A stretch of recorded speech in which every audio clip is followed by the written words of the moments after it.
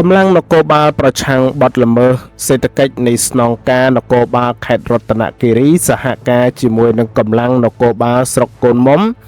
បានចុះចាប់ឈើសក្រំចំនួន22ដុំដែលឈ្មោះជាអ្នកកាសែតដឹកមកលក់តាមរោងសិប្បកម្មនានាក្នុងក្រុងបានលុងប្រតិបត្តិការនេះបានធ្វើឡើងកាលពីវេលាម៉ោង3:30នាទីទៀបភ្លឺនៅថ្ងៃទី13ខែមករាឆ្នាំ2026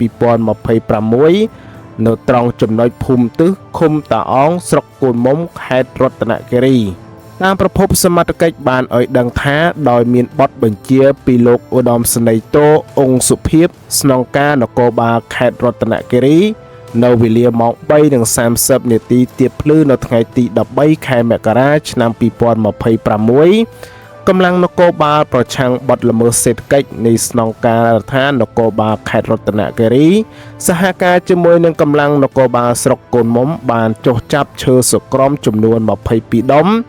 ដែលឈ្មោះដឹកមកលក់តាមរោងសិប្បកម្មនានានៅក្រុងបានលុងនៅត្រង់ចំណុចភូមិទឹះ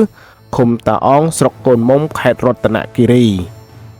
លោកវរៈស្នេហ៍តូលឹមលេងលីហួរនៃការិយាល័យប្រឆាំងបទល្មើសនៃស្នងការនគរបាលខេត្តរតនគិរីបានបញ្ជាក់ប្រាប់នៅថ្ងៃទី13ខែមករានៅឆ្នាំ2026ថាអ្នករកស៊ីដឹកឈើយ៉ាងសកម្មនេះមានឈ្មោះឈៀងតុងហានមានលំនៅទល់មុខវត្តអូជុំស្រុកអូជុំមានមុខរបរជាអ្នកកាសែតកាន់បានព័ត៌មានច្រើនអង្គភាពចំណែកឈើសក្រំដែលត្រូវបានដកហូតមានចំនួន22ដុំ